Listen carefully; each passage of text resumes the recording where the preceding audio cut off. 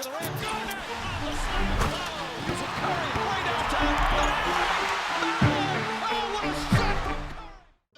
wow. Okay, yes. Damian Lillard is not a Miami Heat. He is not a Brooklyn Net. He is, at long last, a Toronto Raptor. Or at least that's what the very first Shams report said when he dropped it and deleted it. No, it's even more unexpected. He's a Milwaukee Buck. I'm gonna say that again so I can hear it. Damian Lillard is a Milwaukee Buck. After an entire summer of the assumption being that one way or the other he would end up in a Heat jersey, here we are, and he is part of a pick and roll duo with Giannis. But that's not all. When you look at it, he essentially has been swapped for Jrue Holiday. When you're thinking about the context of Damian Lillard coming to your team, I know Grayson Allen was a part of the trade. He basically just got swapped for Jrue Holiday. This is up there in terms of unexpected trades. This is up there with the time that Paul George got sent to the Thunder. Not in terms of effectiveness, but just in terms of, excuse my language real quick, what the fuckness. I was at a stoplight in my car and I started to see tweets about him and Giannis and how funny this was. I said, in my conference, he's playing with Giannis in my team's conference. All right, let me break down the whole trade for y'all. I have a lot to say. I think the full trade comes out to Bucks get Dame, the Blazers get Jrue Holiday, DeAndre Ayton, a 29 first rounder and a Bucks pick swap. Also, another player whose name I have not said at this point in time. The Suns get Yusuf Nurkic, Nasir Little, Keon Johnson, and Grayson Allen. All right, there's just a lot here, bro. I want to start by just congratulating the Bucks and their front office, and I'm being dead serious, because when you look at the turn of events in the last few years, y'all remember us talking about Giannis's initial free agency back around the year 2020, 2021. It felt like it was make or break. They were going to need to win, or they had a LeBron James situation on their hands. Then they went and got him Jrue Holiday. He said, you know what, that's cool enough. I don't even need to see free agency. Immediately signs his extension, goes on to win a championship. Honestly, that's one of the more respectable things I've seen between a player and his franchise, because he could have definitely just been well within his right to exercise free agency, to hold them hostage. Now, over the last few years, as I said in the video I made a couple of weeks ago, they've been unlucky. The roster around him is starting to age, and then just recently he started pretty much telling the Bucks to get it together, that he wasn't afraid to leave, that he always wanted to win, he needed to see a direction, and I think getting him one of the best point guards in the league that also completely fits his play style is, I would say that's the right direction. It didn't even take it. That had to have been 2.5 or 3 weeks ago that he said that, and they swooped out of nowhere. I never even heard the Bucks name in legitimate trade rumors. So that's happened. The Miami Heat lost out. Jimmy Butler is making jokes about tampering. That's not really the important thing to know for Miami, though.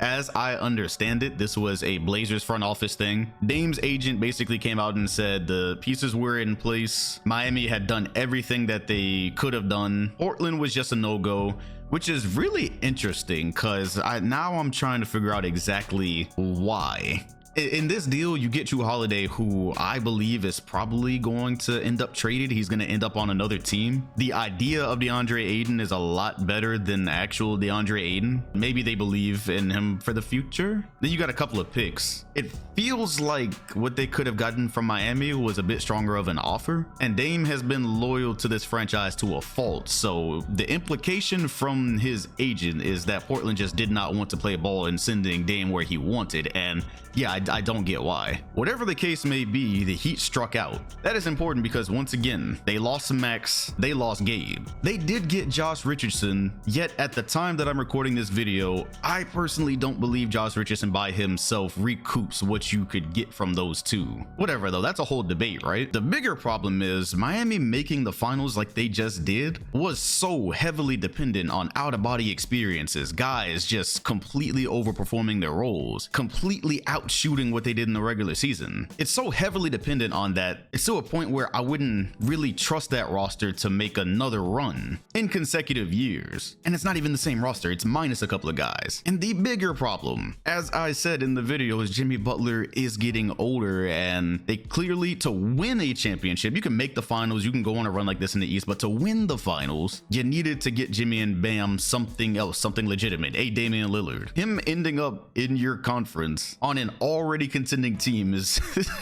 This is like the worst thing that could have happened. Even as a Celtics fan, I'm looking at this going, okay, we just got rid of one of our best perimeter defenders, and now Dame is here. And he's playing with other shooters, and he's playing with Giannis. This is interesting. But yes, specifically for Miami, who was a part of this deal, they are pretty much now just going to run it back with that roster. And now the Bucks are going to be bigger problems than they were before. But let's talk about Milwaukee, right? Because after you get done thinking about a Dame and Giannis pick and roll, and the fact that Giannis will now in the starting lineup be surrounded by nothing but shooters and good ones, not just, oh, maybe they can sometimes hit. You quite literally can't play off of Dame at all. You need to guard him as he crosses half court. After you get done thinking about all of that, the one flaw you'll start to say is, okay, well, their depth doesn't look that great. Also, their perimeter defense is going to be questionable. The two guards that are there are not known as good or great defenders by any stretch of imagination. Those are the two things that I expect to hear the most. I want to wait and see if there are any other moves made. Considering their starting lineup, though, the bench really isn't, I wouldn't call it terrible. It seems like it pretty much breaks down to Bobby Portis, Pat Connaughton, Beauchamp, Jay Crowder.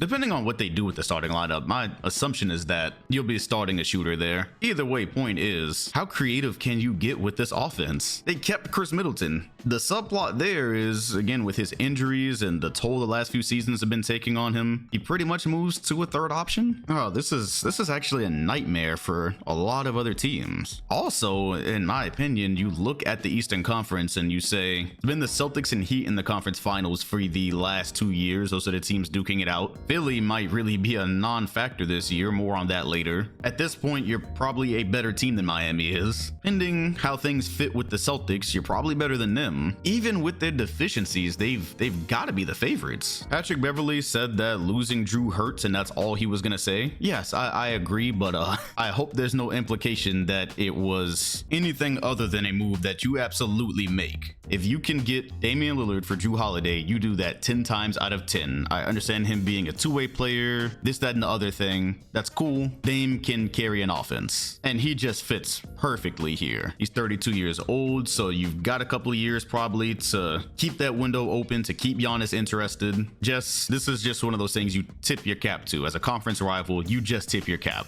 As for the other parties involved, yeah, once again, we talked a little bit about the Blazers at the beginning. I do think Drew is headed elsewhere, especially because one of the main reasons it was clear that it was over for Dame in Portland was when they got Scoot Henderson. I've wanted to see him play point guard. I think the Trailblazers want that. I guess you could put Drew at the 2 and you're not even competing for anything this year. Still, he doesn't fit the timeline in Portland. He's going to be a hot commodity, whether it's now or later. I can feel that one coming. And then, yes, y'all know how I feel about DeAndre Ayton.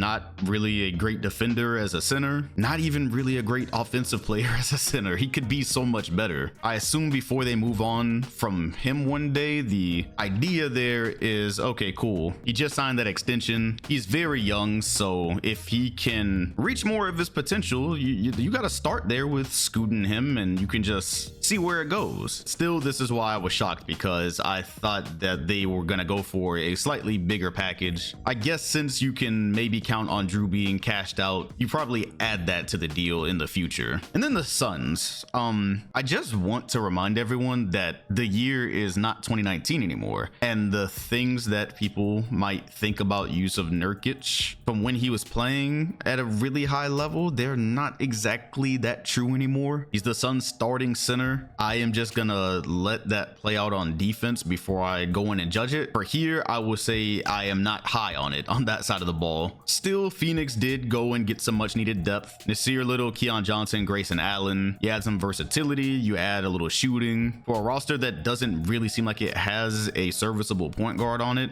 a natural serviceable point guard anyways, and was still a little funny looking when it came to depth, I like it. I will say I mean, I do understand it, but I don't understand why they hopped in this deal to make the Bucks, who if they made the finals, they would probably have to see in the finals. I don't understand why they hopped in this deal to help facilitate that. Then I say I do kind of get it. I've been saying for a long time, this Aiden and Sons pairing, the wheels were coming off. Probably about 2 years ago when they were going through that contract stuff and he felt disrespected. You could see it from there. Then there was the problems with he and the coach. Then he came out and patched it up up and said he's committed to the future, but no player that comes out and says that really ever means it. Not in the context of the problems they were having anyways. It had just very obviously become toxic. The Suns had got tired of him. He was tired of the Suns. So I guess they were just trying to offload him any way they could before the season started. And they said, hey, this is cool. There's a little bit of depth and a big man that we can be serviceable with. Sure, we'll get in on this. And that's basically the trade. As far as other teams that missed out, I mentioned Toronto a little bit in this. I did want to say that I didn't fully understand what the Raptors wanted out of him. Again, Dame is 32. The Raptors were not a Damian Lillard away from contending, especially with what they probably would have had to include to get that deal off. So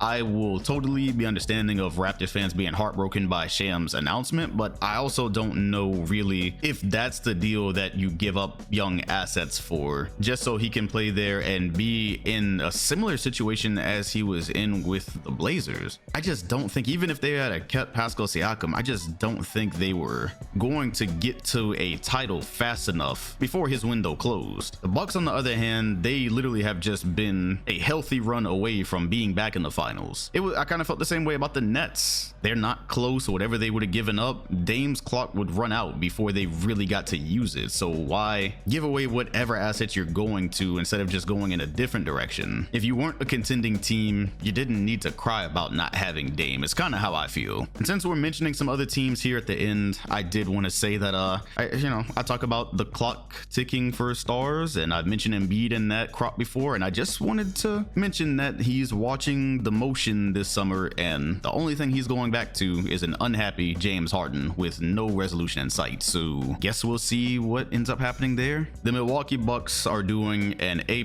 job in the handling of Giannis Antetokounmpo's career, and this should be a fun season. I, as a fan of basketball, can't wait to watch them play. And I'm also pissed that my team didn't win a championship before this happened. Not that they can't, it's just now significantly harder. Let me know what you think about the trade. These are my initial thoughts for it. Also, hit the like button, comment, and sub if you enjoyed, while hitting the bell next to my name if you want notifications every time a new video drops. Appreciate you watching, and I'll see you all on the next one.